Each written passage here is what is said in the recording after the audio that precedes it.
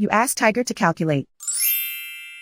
This deals with linear inequalities with one unknown.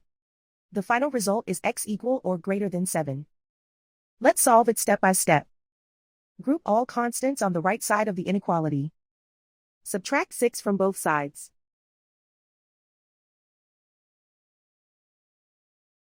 Group like terms.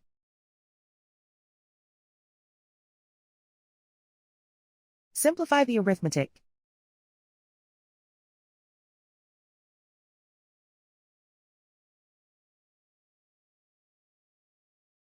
Isolate the x. Divide both sides by 2.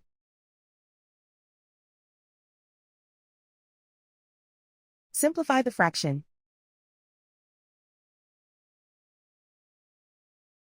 Find the greatest common factor of the numerator and denominator.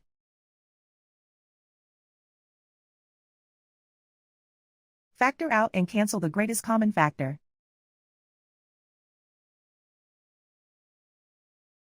Plot the solution on a coordinate grid. And so the final result is x equal or greater than 7.